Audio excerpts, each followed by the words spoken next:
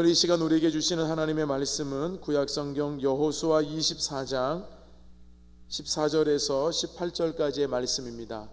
제가 가진 성경으로 구약 357면에 있습니다.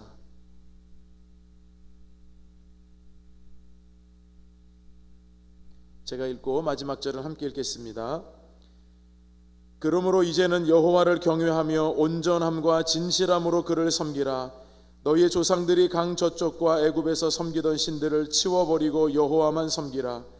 만일 여호와를 섬기는 것이 너희에게 좋지 않게 보이거든 너희 조상들이 강 저쪽에서 섬기던 신들이든지 또는 너희가 거주하는 땅에 있는 아모리 족속의 신들이든지 너희가 섬길 자를 오늘 택하라. 오직 나와 내 집은 여호와를 섬기겠노라 하니 백성이 대답하여 이르되 우리가 결단코 여호와를 버리고 다른 신들을 섬기기를 하지 아니하오리니 이는 우리 하나님 여호와께서 친히 우리와 우리 조상들을 인도하여 애굽 땅 종되었던 집에서 올라오게 하시고 우리 목전에서 그 큰 이적들을 행하시고 우리가 행한 모든 길과 우리가 지나온 모든 백성들 중에서 우리를 보호하셨음이며 그래서 또 모든 백성들과 이 땅에 거주하던 아모리 족속을 우리 앞에서 쫓아내셨음이라. 그러므로 우리도 여호와를 섬기리니 그는 우리 하나님이심이니이다 하니라. 아멘. 오늘 9월 첫 번째 금요 성령 집회 나오신 여러분 모두에게 하나님의 은혜와 축복이 함께 하시기를 바랍니다. 우리 함께 앞뒤 잡아보시면서 한번 인사하시겠습니다. 잘 오셨습니다. 네, 잘 오셨습니다.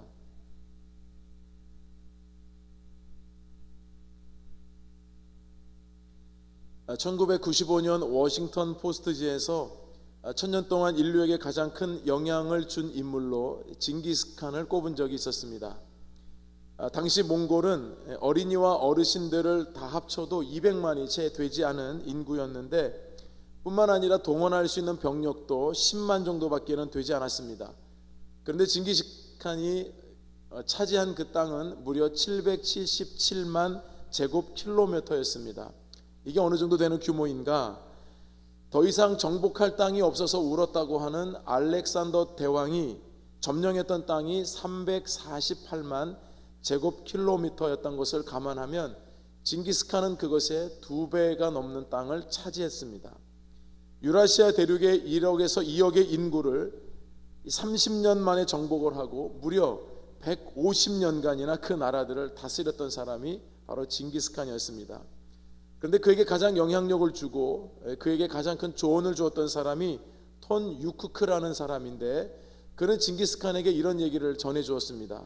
성을 쌓는 자는 반드시 망할 것이며 끊임없이 이동하는 자만이 살아남을 것이다. 징기스칸은 이 말을 가슴속에 품고 대륙을 정복했다는 것입니다. 현실에 안주하고 변화하지 않으면 어떤 위대한 일을 이루어도 망할 수밖에 없다라고 하는 교훈이었습니다. 우리는 어느덧 여호수아서의 강해를 시작한 지가 꽤 오래되었는데 오늘에서 비로소 여호수아 마지막 강해 금요일 설교를 하게 되었습니다. 여호수아는 지금 이제 고별 설교를 하고 있습니다. 하나님께서 그동안 베풀어 주셨던 크고 이 놀라운 은혜와 축복을 이스라엘 백성들이 잊어버리지 말고 지속적으로 누리려면 그리고 앞으로 어떻게 하면 하나님께서 주시는 이 은혜와 축복을 이 나라와 민족이 지속할 수 있는지에 대해서 마지막 말씀을 전하고 있습니다. 여호수아의 고별 설교는 오늘 24장을 읽었지만 23장부터 시작이 되어서 오늘 24장에 이르게 됩니다. 23장에서는 여호수아가 먼저 그 이스라엘 백성들의 지도자들을 먼저 모아서 그 지도자들에게 먼저 고별 설교를 하고 24장은 이제 온 이스라엘 백성들을 모아놓고 마지막 고별 설교를 하는데 이때 여호수아의 나이가 110세였습니다. 23장은 말씀드린 대로 지도자들에게 전하는 마지막 유언의 말씀이라고 한다면 저와 여러분이 짧게 읽었던 이 24장의 말씀은 전 이스라엘 백성들 특별히 출애굽했던 2세대들과 새로 태어났던 3세대들에게 지금 전하고 있는 마지막 유언의 메시지입니다.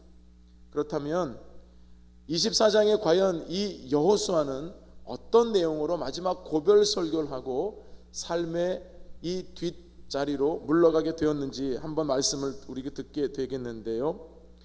여러분 아시는 대로 출애굽을 했던 광야 1세대들은 40년 동안 광야 생활하면서 광야에서 다 죽었습니다. 광야에서 태어났던 2세대들이 여호수아와 함께 가나안 땅에 들어가게 되었고, 가나안 정복 정전 16년간 동안에 물론 이 2세대들이 그 3세대들을 이제 낳게 되었기 때문에 지금 여호수아 앞에 있는 이 이스라엘 민족들을 가만히 생각해 보면 출애굽했던 2세대들과 3세대들이 지금 함께 있는 상황을 우리가 생각해 볼 수 있습니다. 1세대들은 광야에서 죽었고 2세대들은 이 광야를 통과한, 그래서 이제 마지막 요단강을 건너서 가나안 땅에 들어와서 이방인들과의 이 전쟁을 통해서 땅을 차지한 12지파의 사람들이었는데, 3세대들은 광야도 경험해 보지 못했고 전쟁도 제대로 해보지 못한 어린 세대들이었을 것입니다. 어떻게 보면 하나님께서 지금 어떻게 이스라엘 백성들을 이끌어서 여기까지 오게 하셨는지 전혀 그것은 알지 못한 채 현재 자기들이 밟고 있는 이 가나안 땅의 문화와 이 가나안 땅의 우상, 그리고 이 가나안이 주고 있는 이 엄청난 부유에 대해서만 관심을 기울이고 있었는지도 모릅니다. 왜냐하면 여호수아의 설교 메시지를 가만히 보면 이 모든 것들을 여호수아는 간파하고 마지막 정말 모세가 가나안 땅에 들어가지 못하고 비스가산 꼭대기에서 피를 토하듯이 마지막 고별 설교했던 것처럼 여호수아도 동일한 심정으로 이제 110세가 되어서 마지막 지금 2세대들과 3세대들을 앞에 두고 전하는 메시지를 보면 얼마나 그의 마음속에 이 세대들에 대한 염려와 걱정이 많았는지를 알 수 있습니다.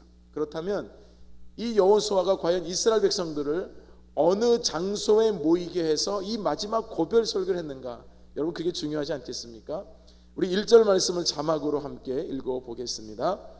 여호수아가 이스라엘 모든 지파를 세겜에 모으고 이스라엘 장로들과 그들의 수령들과 재판장들과 관리들을 부르매 그들이 하나님 앞에 나와 선지라. 여러분 우리가 생각해 보면 가나안 땅에 중요한 그 도시들이 많이 있었잖아요. 여러분이 뭐 기억을 다 하시리라 저는 생각하는데, 요단강을 건너서 제일 먼저 갔던 지역이 길갈이라고 하는 지역이었습니다. 이 길갈이라는 지역은 이 가나안 땅에 굉장히 전략적인 요충지가 아니겠습니까? 그리고 이 길갈이라고 하는 뜻은 애굽의 수치가 물러가다라는 여러분 뜻이었잖아요. 그래서 이 요단강을 건넌 이후에 여호수아가 이 지파의 대표를 한 사람씩 세워서 다시 요단강 그 강가에 들어가서 돌 하나씩을 메고 나오라고 해서 길갈에다가 12돌을 세워서 기념비를 세웠던 곳이 바로 길갈이었습니다. 그리고 그 길갈에서 할례를 행함으로 인해서 이스라엘 모든 백성들이 하나님의 자녀임을 확인해 주었던 장소가 바로 길갈이라는 장소였고, 이 가나안 땅을 남과 북으로 정복을 해나갈 때 전략적인 요충지가 바로 길갈이었습니다. 그런데 이 길갈로 사람들을 모으지 않았습니다. 이스라엘 백성들이 길갈 다음에 어디로 갔냐면, 어디로 갔습니까? 세겜이 아니고 실로라는 지역으로 한번 갔었죠. 이 실로라는 곳에 가서 이스라엘 백성들은 회막을 세웠습니다. 회막을 세웠다 하면 여호와의 법궤를 두었다는 말씀입니다. 그리고 그 땅에서 12지파가 제비를 뽑아서 땅을 분배를 할 정도로 이 길갈에서 어떻게 보면 영적으로 조금 변질될까봐 여호수아가 장막을 아예 옮겨서 이 실로라는 지역에 가서 새롭게 장막을 세우고 그곳에서 하나님을 예배했던 곳이 바로 이 실로라고 하는 곳이었습니다. 그런데 지금 마지막 여호수아가 이스라엘 백성들을 이 두 지역으로 모으지 않고 세겜이라고 하는 지역에 다 모으게 해서 거기에서 고별 설교를 하고 있습니다. 우리는 이미 말씀을 들어서 이 세겜이라고 하는 곳이 그리심산과 에발산, 축복의 산과 저주의 산 정 가운데 있는 지역이 세겜이라는 것을 우리는 기억하고 있습니다. 저만 기억하는 건 아니죠. 자, 여러분, 믿음의 조상 이 아브라함이 이 가나안 땅에 들어와서 제일 먼저 단을 쌓았던 장소가 어디인가? 그게 세겜이었습니다. 하란에서 돌아온 야곱이 장막을 치고 제일 먼저 머물게 된 지역도 세겜이었습니다. 이후에는 야곱의 모든 가족들과 그리고 창세기 50장에 죽었던 이 요셉의 이 뼈가 마지막으로 묻힌 곳이 바로 이 세겜 지역입니다. 여러분, 하나님께서는 야곱이 도망자 신세가 되었을 때 베들레헴에서 나타나셔서 그에게 말씀하셨죠. 그래서 이 야곱은 도망하던 중에 하나님을 만났기 때문에 그곳을 하나님의 집이라고 하는 베델이라고 하는 이름을 그곳에서 지었습니다. 그리고 이 야곱은 20년 만에 다시 자기가 살고 있던 지역으로 돌아오게 되는데, 베델에서 하나님을 만났을 때 하나님은 이곳이 바로 야곱이 네가 돌아올 땅이고 지역이라고 말씀해 주셨지만, 20년 이후에 야곱이 돌아왔던 지역은 베델이 아니라 뜻밖에도 세겜이었습니다. 그 세겜의 아비 하몰에게서 밭을 사서 제단을 쌓았던 곳이 바로 이 세겜이었습니다. 그런데 이 장소에서 가장 비극적인 일이 일어날 것이라고는 야곱은 생각하지 못했던 것이 아니겠습니까? 그는 레아에게서 나왔던 시므온과 레위, 디나, 이렇게 자녀들을 낳았지만 여러분 아시는 대로 이 디나가 그 땅에서 겁탈을 당하죠. 그리고 시므온과 레위가 복수를 하지 않습니까? 세겜에 있는 모든 남자들을 다 죽이게 되는 엄청난 비극을 저지르고, 이것이 얼마나 지파에게, 이스라엘 지파에게 큰 수치와 모욕을 줬는지 모르고, 또 이것이 이 부모 마음에 얼마나 큰 아픔을 주는 사건인지 모릅니다. 아마도 불순종의 대가가 얼마나 혹독한 것인지를 깨닫게 한 곳이 바로 이 세겜이라고 하는 지역이기도 했던 겁니다. 자, 그러면 여러분, 독일 나치군에 의해서 수백만 명이 학살을 당했던 유대인들의 죽음의 역사가 각인되었던 곳이 바로 야드바셈 박물관이라고 제가 한번 설교를 한 적이 있었습니다. 야드라는 말은 기억이라는 뜻이고, 그리고 바셈이라고 하는 말은 이름이라고 하는 뜻입니다. 그래서 야드바셈이라고 하면 그 나치 독일군에 의해서 무차별적으로 죽음을 당했던 유대인들의 그 이름이 전부 기록되어 있는 곳이 바로 이 야드바셈 박물관이죠. 그 박물관의 입구에 제일 먼저 써 있는 문구가 용서는 하되 잊지는 말자라는 그 문구가 쓰여 있는 거 아닙니까? 어떻게 보면 이 세겜이라고 하는 지역이 가족사, 어떻게 보면 이스라엘 민족의 민족사에 있어서 가장 큰 아픔이 있었던 곳입니다. 그래서 여러분, 이 여호수아가 지금 이곳에서 세겜에서 백성들을 모은 이후에 어떤 이야기로부터 고별 설교를 시작하냐면 아브라함의 이야기로부터 이 고별 설교를 시작하고 있습니다. 우리 2절 말씀을 함께 읽어보겠습니다. 모든 백성에게 이르되 이스라엘의 하나님 여호와께서 이같이 말씀하시기를 옛적에 너희의 조상들 곧 아브라함의 나홀의 아버지 데라가 강 저쪽에 거주하여 다른 신들을 섬겼으나, 아브라함의 아버지였던 데라와 그의 가족들은 메소포타미아 지역인 갈대아 우르에서 살고 있었죠. 그 갈대아 우르에서 하나님께서 가라 하신 그 땅으로 가게 되는데, 결국은 그 땅이 가나안 땅 아니었습니까? 가나안 땅으로 가기까지는 두 강을 건넜어야만 했습니다. 그것이 바로 티그리스 강과 유프라테스 강이었습니다. 그 강을 건너서 이제 하나님께서 약속하신 땅으로, 가나안 땅으로 아브라함의 가족들이 들어가게 되었는데, 왜 이스라엘을 히브리인이라고 부르는가? 이 히브리인이라고 하는 뜻이 강 저편, 강 건너편에서 온 자라고 하는 뜻입니다. 그러니 믿음의 조상이 되었던 이 아브라함, 그래서 히브리 민족, 히브리 사람이라고 얘기한 것은 바로 강 저편에 갈대아 우르에서 강을 건너서 이 약속의 땅으로 들어왔다 해서 붙여진 이름이 바로 히브리라고 하는 말이었습니다. 그러면 여러분, 이 아브라함이 갈대아 우르에서 가족들이 살 때에 아브라함의 아버지가 어떤 직업을 가지고 있었습니까? 창세기에 나오지 않지만 이 여호수아에서에 보면 우리 말씀 읽은 대로 강 저편에서 다른 신들을 섬겼다고 말하는 것이 뭐냐면, 그곳에서 우상을 만들어서 그것을 팔고 그것으로 인해서 수입을 얻어서 살았다는 것을 말씀하고 있는 겁니다. 자, 그러면 여러분, 이 아브라함이나 아브라함 가족이 뭔가 다른 가족들보다 뛰어나거나 믿음의 조상이 될 만한 가문이었다는 것을 우리는 찾아볼 수가 없습니다. 무엇만 볼 수 있는가? 그 땅에서 우상을 숭배하고 우상을 만들었던 가족임에도 불구하고 하나님의 주권적인 역사가 아브라함의 가정을 선택했다는 겁니다.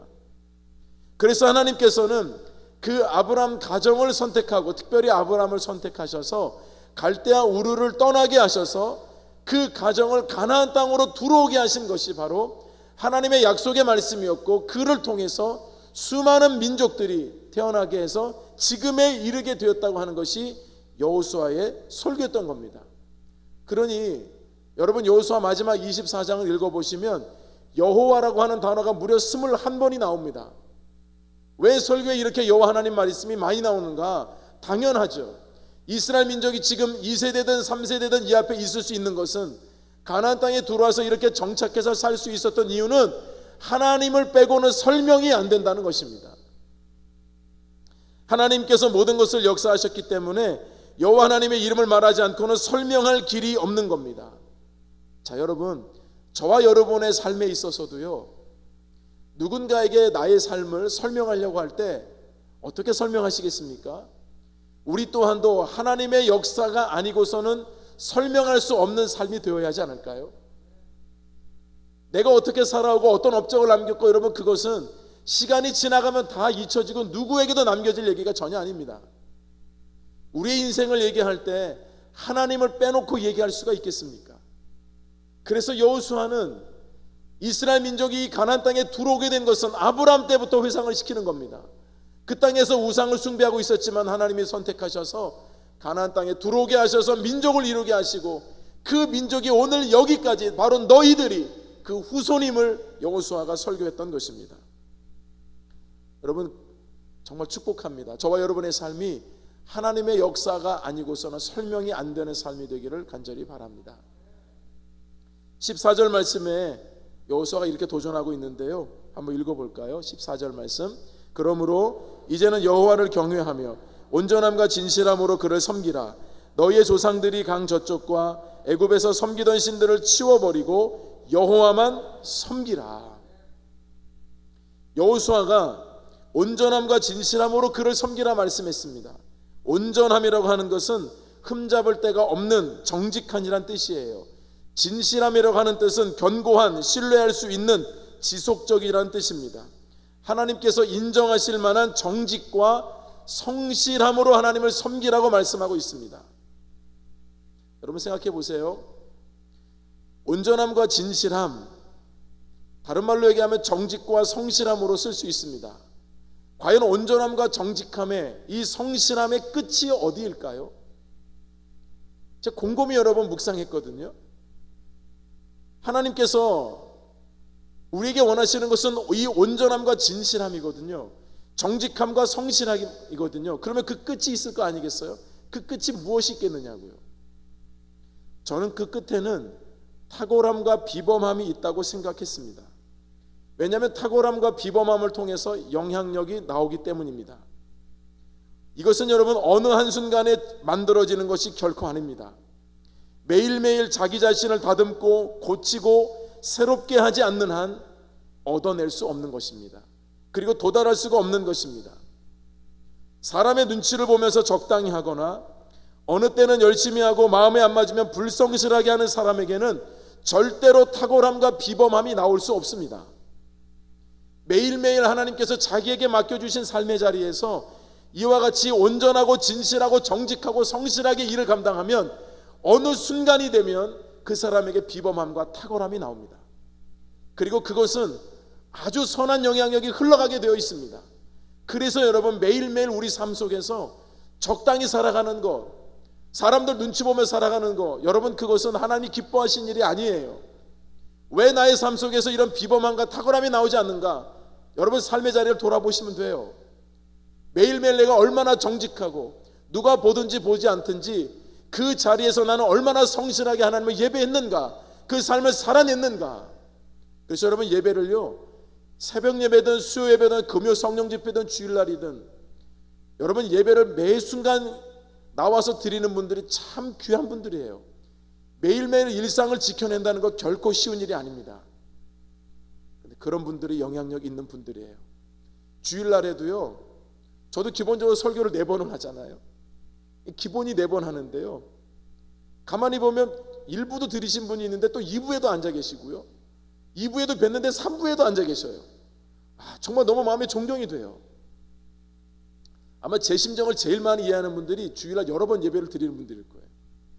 같이 여러분 이 공동체 안에서 예배를 드리는데요, 매 순간 정한 시간에 하나님 앞에 나온다는 거, 여기 해보신 분들 아시죠? 평생 여러분 그렇게 섬기는 분들도 우리 교회 많이 계시거든요. 비범한 분들입니다. 탁월한 분들입니다. 그분들에게 여러분 영적인 영향력이 얼마나 많이 흘러가고 있는지 알고 있습니까? 다니엘 6장 10절 말씀을 한번 읽어볼까요? 다니엘이 이 조서에 왕의 도장이 찍힌 것을 알고도 자기 집에 돌아가서는 윗방에 올라가 예루살렘으로 향한 창문을 열고 전에 하던 대로 하루 3번씩 무릎을 꿇고 기도하며 그의 하나님께 감사하였더라. 여러분, 다니엘의 탁월함과 비범함이 뭡니까? 그는 노예로 잡혀갔습니다. 어떻게 여러분 그 거대한 나라에 노예로 끌려간 사람이 한 나라의 총리가 될 수 있다는 말입니까? 그의 비범함과 탁월함이 없이는, 매일같이 이루어지는 그의 성실함이 없이는 결코 얻어낼 수 없는 거예요. 물론 하나님이 다 도우셨지만요, 불성실하고 아무렇게나 살고 있는 그런 사람들 하나님이 쓰시지 않아요. 전에 하던 대로예요. 그게 무슨 말이죠? 하고 싶으면 하고 하기 싫으면 하지 않는 것이 아니라는 말씀입니다.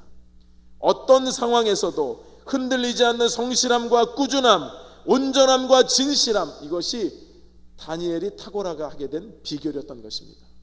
전에 하던 대로요. 누가 뭘 하라고 해서 하는 게 아니고요. 전에 하던 대로요. 예전에도 나왔어요. 누가 뭐라고 하지 않아도, 목사님이 강조하지 않아도요, 그냥 예배 자리에 늘 나오는 거예요. 여러분, 그게 비범한 거라고요. 이스라엘 백성들이요, 하나님의 은혜를 망각할 때 여러 가지 우상을 숭배하는 모습으로 나타났습니다. 왜 여호수아는 강 저편 그리고 애굽에서 섬겼던 신들을 치워버리라, 여러분 왜 그랬을까요? 이스라엘 백성들이 항상 하나님 앞에 보여줬던 것이 뭐냐면, 조금 뭔가 좀 살만하면, 조금 뭔가 좀 평안할 만하면 이상하게도 어긋났어요. 그 마음속에 우상이 자리를 잡았고요, 아무렇지도 않게 그들은 한 번도 우리가 하나님을 떠난 적이 없다고, 우리가 언제 하나님을 떠났습니까? 라고 그들은 언제든지 그렇게 얘기했어요. 하나님은 너희들은 나를 떠났다고 말씀하셨거든요. 자기가 볼 때는 하나님을 떠난 게 아니었습니다. 가나안 땅에 살면서 그 이방 사람들이 섬겼던 그 우상들을 보면서 마음에 좀 품었을 뿐이에요. 섬긴다고 얘기도 하지 않았습니다. 가나안의 문화를 보면서 그냥 거길 즐겼을 뿐이에요. 하나님은 나를 떠났다고 말씀하셨어요. 이미 그 마음에서는 하나님과 멀어져 있었다는 것을 밝히 보여줬던 것입니다. 여러분, 하나님께서 우리에게 은혜를 주시면 그게 여러분 지키기가 참 어렵죠. 정말 간절히 기도해서 하나님께 응답을 받았어요. 근데 우리는 받으면 망각해요. 직장을 달라고 그렇게 기도하고자 하나님께서 정말 은혜 가운데 그 직장의 길을 열어주셨는데요, 직장에 가면 교회를 잘 안 섬겨요. 그 직장을 가면 교회를 잘 안 나와요. 하나님께서 물질을 달라고 기도해서 하나님이 길을 열어주셨는데요, 그 물질 가지고 하나님의 영광과 나라를 위해서는 별로 관심이 없어요. 이스라엘 백성들이 그와 같이 했다는 겁니다. 뭔가를 하나님께서 좀 열어주시면, 그들이 부르짖으면 하나님께서 한 번도 외면치 않고 주셨는데, 주면 항상 문제가 됐어요. 그것을 하나님께서 주신 것으로 고백하고 감사하고 지켜내고 그것을 끝까지 붙들며 살지를 못했다는 것입니다. 여호수아는 110년을 살면서 그 광야 40년을 지내고,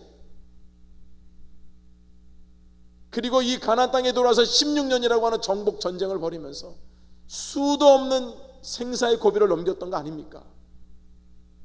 그러면서 그가 이스라엘 백성들에게 할 수 있는 얘기는 바로 하나님만을 섬기라는 것이었어요. 어떤 상황에서도 마음과 생각에서부터 조금도 하나님과 멀어지면 안 되고 하나님만을 끝까지 섬기는 것만이 이스라엘 2세대와 3세대가 이 가나안 땅에서 영원히 살 수 있는 유일한 길이라고 여러분 얘기하고 있는 것입니다. 그래서 여러분 15절 말씀 한번 읽어볼까요? 우리가 잘 알고 있는 말씀이죠. 만일 여호와를 섬기는 것이 너희에게 좋지 않게 보이거든 너희 조상들이 강 저쪽에서 섬기던 신들이든지 또는 너희가 거주하는 땅에 있는 아모리 족속의 신들이든지 너희가 섬길 자를 오늘 택하라. 오직 나와 내 집은 여호와를 섬기겠노라 하니. 선택하라는 건데요, 이방신하고 하나님하고 둘 중에 뭘 선택하라, 그러면 당연히 이스라엘 백성들이 하나님 선택한다고 하지 이방신들 선택한다고 얘기할 사람이 누가 있겠느냐고요. 언제나 이스라엘 백성들은 이렇게 핑계를 댔거든요. 하나님을 선택한다고 말은 했지만 그들의 삶은 전혀 따라가지 않았어요. 지금 이 여호수아가 얘기하고 있는 것은요, 하나님 이외에 다른 신은 없다라고 하는 것을 강조하고 있는 거예요. 뭘 선택하라가 아니고요, 하나님 밖에는 없다는 것을 강조하는 거예요. 이방신들은 그건 여러분 눈에 보이는 건데 그건 아무것도 아니고 생명력이 없다는 거예요. 하나님 밖에는 없다는 거예요. 열왕기 시대에도요, 엘리야가 바알 선지자 450명, 아세라 선지자 400명, 850대 1로 싸울 때 엘리야가 여러분 이스라엘 백성들을 앞에 두고 뭐라고 얘기했습니까? 열왕기상 18장 21절 한번 읽어보겠습니다. 엘리야가 모든 백성에 가까이 나아가 이르되 너희가 어느 때까지 둘 사이에서 머뭇머뭇하려느냐? 여호가 만일 하나님이면 그를 따르고 바알이 만일 하나님이면 그를 따를지니라 하니 백성이 말 한마디도 대답하지 아니하는지라. 머뭇하지 말라는 겁니다. 여호와가 하나님이면 온전하게 쫓으라는 겁니다. 우리는 그 부분에서 흔들리지 않는다고 우리도 얘기하지만 우리는 삶의 자리 가운데 나아가서 수많은 문제들 앞에 서면 우리 또한도 머뭇할 때가 많은 겁니다. 오직 나와 내 집은 여호와만을 섬기겠나라고 하는 이 여호수아는 마지막 고별 설교를 하면서까지 왜 그의 상의를 여러분 받지 않습니까? 거의 흔들림이 없었습니다. 그 척박한 광야 40년 동안에 출애굽한 자기와 함께 출애굽했던 모든 사람들이 갈렙을 제하고 다 죽었지 않습니까? 심지어는 그렇게 따랐던 모세도 가나안 땅에 들어가지 못하고 가나안 땅을 바라보고 비스가산에서 죽었습니다. 그러나 여호수아만큼은 하나님이 그 요단강을 건너서 가나안 땅까지 들어가게 하셨습니다. 그것도 리더를 세우셔서 그 땅을 정복하게 하시고 12지파가 거기에 정착하게 하셨습니다. 어느덧 여호수아도 하나님께 부름받을 날이 다가오고 있었습니다. 그러면서 이 여호수아는 나와 내 집은 오직 하나님만을 섬길 것이다. 너희들도 마찬가지. 이 땅에서 영원토록 살 수 있는 유일한 길은 우리 하나님만을 섬기는 길밖에는 없다는 것을 선포하고 있는 것입니다. 그의 말이 얼마나 진실되고 그의 말이 얼마나 감동적이고 그의 삶에서 나오는 그냥 말이 아니라 110년을 살면서 하나님의 그 전능하심을 경험했던 이 여호수아가 그 눈빛에서 그 언어에서 그 서 있는 그 태도에서 얼마나 진지하고 얼마나 경건하게 하나님의 말씀을 선포했는지 이스라엘 백성들이 18절 말씀에 이렇게 응답하고 있습니다. 여호와께서 또 모든 백성들과 이 땅에 거주하던 아모리 족속을 우리 앞에서 쫓아내셨습니다. 그러므로 우리도 여호와를 섬기리니 그는 우리 하나님이심이니이다 하니라. 하나님만 의지하면 언제나 기적은 현실이 되었고 어떤 민족 앞에서도 기죽지 않았습니다. 이스라엘 백성들 앞에 언제나 편할 날은 단 하루도 사실은 없었습니다. 주변국들은 언제나 호시탐탐 이스라엘 민족을 노렸고 힘들게 했습니다. 이스라엘 민족들은 적들이 쳐들어올 때마다 언제나 물리칠 수 있는 만큼의 힘을 가지고 있었던 적이 단 한 번도 없었습니다. 그래서 현실은 언제나 어려웠어요. 하지만 현실이 아무리 어렵다 해도 이스라엘 백성들이 온전히 하나님만을 의지하고 하나님의 말씀만을 붙들고 나아갈 때는 이스라엘 백성들을 막을 자가 없었습니다.